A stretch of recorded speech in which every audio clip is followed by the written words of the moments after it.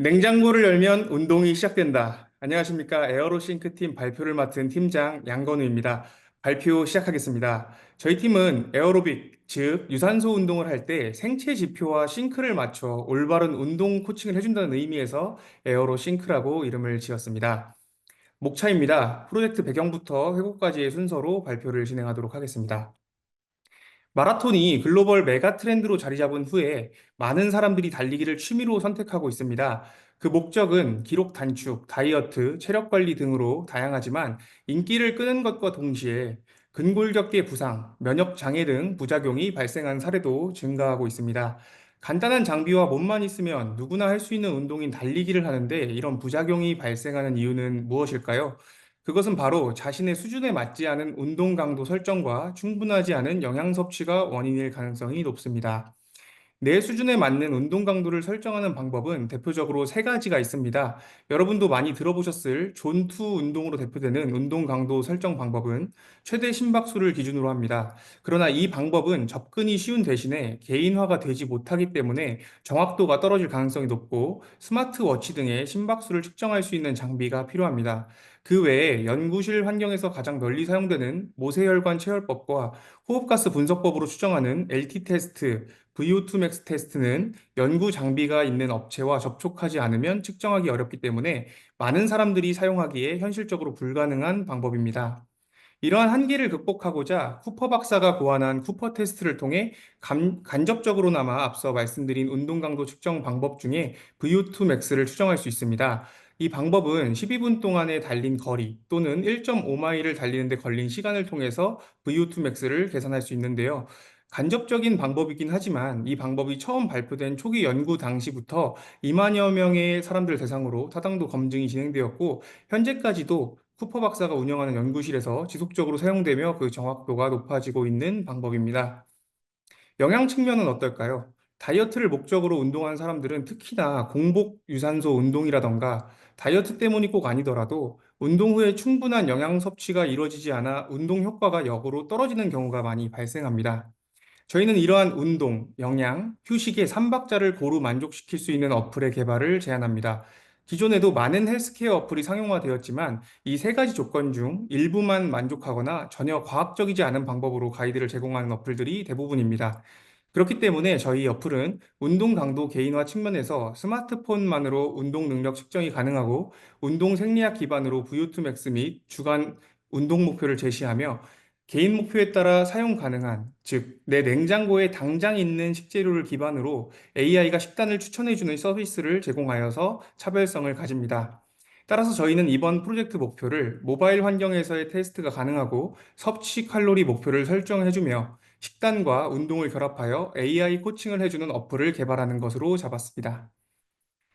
저희의 컨셉입니다. 저희는 말씀드린 바와 같이 이 AI 기능과 스포츠 생리학 기반으로 한 건강관리 앱을 만들 생각입니다. 새로운 모델을 개발하기보다 기존에 있는 AI 기능과 과학적인 접근 방식을 결합하는 것에 목적을 두었습니다. 저희의 이 어플의 주요 기능들은 저희가 지금까지 수행한 IPL 과정과도 밀접한 관련이 있습니다. 저희는 이 어플을 통해서 운동과 식단을 통합한 개인화된 건강관리가 가능하고 비전문가도 스포츠 생리학적 지표 해석이 가능하며 AI 기반 자동 식단 생성 시스템을 구축하고 개인화된 통계 리포트를 제공합니다. 또한 이 어플을 여기서 멈추는 것이 아니라 웨어러블 연동이나 수면 관리, 소셜 피드 기능 등으로 발전시킬 가능성이 있습니다. 저희 프로젝트에 사용된 기술들입니다. 이 중에서 중요한 것들만 뒤에서 설명드리도록 하겠습니다. 저희의 어플의 구동 구조는 다음과 같습니다. 먼저 유저가 운동 테스트를 진행하게 되면 그것을 기반으로 주간 활동 목표를 설정해 주게 되고 그것들이 모두 기록되게 됩니다. 또한 재료를 입력하게 되면 AI가 식단을 추천해 주고 식사를 마친 후에 식단을 기록하게 됩니다. 이 운동 기록과 식단 기록을 결합하여서 최종적으로 종합 건강 리포트를 제공해 주게 됩니다. 팀원 소개입니다. 먼저 저는 팀 리더로서 전반적인 기획과 AI 식단 추천 기능 구현을 맡았고, 강민성 그루는 기능 개발을 집중적으로 진행하였고, 백승호 그루는 앱 디자인을 담당하였습니다. 역할이 나눠 있기는 하지만 세부적인 기능 구현은 모두 함께 진행하였습니다. 프로젝트 수행 절차입니다. 사전 기획 단계부터 서비스 구축 단계까지 약 5주의 개발 기간을 가졌습니다. 프로젝트 수행 결과입니다. 먼저 저희 어플을 사용하게 되면 가입 당시에 입력한 개인정보는 언제든 수정이 가능하게 되어서 후에 리포트라던가 여러 가지 분석을 할 때 사용이 되게 됩니다.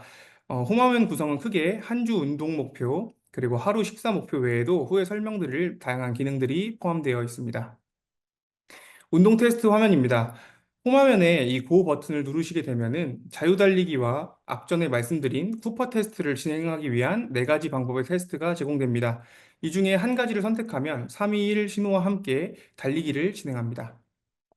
운동을 진행하는 동안 현재의 경로, 운동 속도, 강도, 그리고 시간이 표시되게 됩니다. 운동이 끝나면 진동으로 알림을 주게 되고 보시는 바와 같이 이렇게 경로가 지도상에 기록되어 표시됩니다. 이렇게 운동을 수행하고 나면 레코드 화면에 운동 기록이 저장됩니다. 저장된 기록은 AI 리포트에서 활용됩니다. 초기에는 저희가 이제 AI 식단 추천 기능을 구현할 때 이 레그 시스템을 활용하여서 그것을 기반으로 식단을 추천해 주는 시스템을 어, 기획을 해 보았는데요.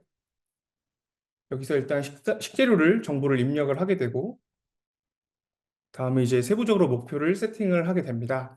그렇게 되면은 이것이 패스트 API를 통하여서 먼저는 의미 기반으로 식재료를 검색을 하고 이곳에서 검색이 되지 않으면 키워드 기반으로 검색을 하게 되며 이것에서도 검색이 되지 않으면 GPT-4에서 그 식재료의 정보를 추정하게 됩니다. 이렇게 넘어온 정보는 제이슨 데이터를 통해서 출력을 하게 되고 목표와 이 출력된 결과를 결합하여서 칼로리를 계산하여 이렇게 사용자 식재료에 따른 영양 가이드를 제공해 주게 됩니다. 저희가 이 기능을 구현하기 위해서 먼저 농촌진흥청에서 제공해 주는 국가표준식품 성분 데이터베이스를 확보하였습니다. 이 원본 데이터셋을 SQL라이트를 통하여서 푸드DB로 만들었고 이 DB를 벡터 임베딩을 통하여서 어, 이제 스토리지에 저장을 하게 되었습니다. 오픈AI 임베딩 모델을 사용하였습니다. 이렇게 해서 아까 보여주신 바와 같이 식재료를 입력한 것을 REST API 요청을 따라 받아서 이렇게 다음과 같은 프롬프트를 통하여서 결과가 출력되는 방식입니다. 다음은 식단 기록입니다. 이렇게 AI가 추천해 준 것을 실제로 사용자가 식사를 하게 되면은 다음과 같이 브렉퍼스트, 런치, 디너 항목에 기록을 할 수가 있게 되는데요. 이렇게 입력이 되게 되면 그때그때 칼로리가 계산된 것이 이 하루 섭취 목표량에 추가가 되게 됩니다. 여기 보이시는 3000칼로리는 저희가 임의로 설정을 해 두었는데요. 이 수치는 칼로리 계산을 통하여서 자기 목표에 맞게 설정이 되게 됩니다. 그렇게 해서 기록들이 모두 저장되는 것을 볼 수 있습니다. 캘린더입니다. 앞서 말씀드린 운동 테스트, 개인 운동 기록, 그리고 식단 기록들이 모두 종합되어서 이렇게 캘린더에 이전 데이터와 현재의 데이터가 이렇게 누적되어 저장되게 됩니다. 마지막으로 종합 리포트입니다. 저희는 앞서 말씀드린 기록된 운동 기록과 식단 기록들을 종합하여서 이와 같은 프롬프트를 통하여서 보고서를 출력하는 기능이 제공됩니다. 그래서 종합이 되게 되면 이렇게 Fast GPT-4 API를 통하여서 이렇게 오늘의 건강 상태를 종합 분석해주고 식단을 평가해주고 또 앞으로 운동을 어떻게 해야 되는지를 제안을 해주는 시스템을 갖추고 있습니다. 종합 리포트 기능은 말씀드린 바와 같이 제일 먼저 이렇게 사용자 데이터를 가져오고 식단 데이터와 운동 데이터를 가져오게 됩니다. 이렇게 넘어온 데이터들을 데이터 수집 시스템을 통하여서 넘기게 되면 이제 프롬프트를 통하여서 이렇게 보고서가 작성이 되는 형식으로 나타납니다. 저희 어플의 전반적인 흐름을 보여드리도록 하겠습니다.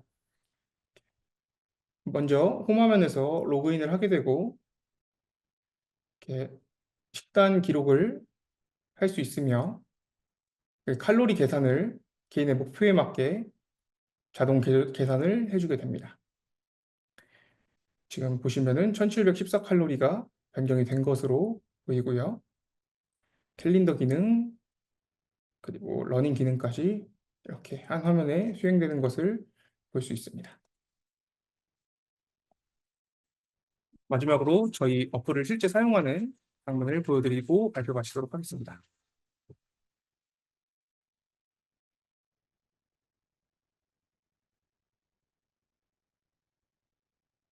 보시는 바와 같이 지금 인텐시티가 낮은 강도이기 때문에 로우라고 찍히게 되고, 여기서 강도가 좀 올라가면 미디엄으로 올라갔다가 더 높은 강도로 올라가게 되면 이렇게 하이로 자동으로 페이스에 맞춰서 올라가는 것을 보실 수가 있습니다. 여기 보시면 이 2.4km 테스트를 진행하고 있는 화면인데요.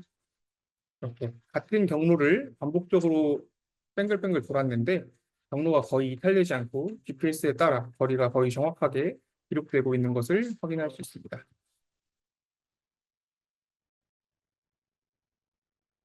2.4km를 모두 마치게 되면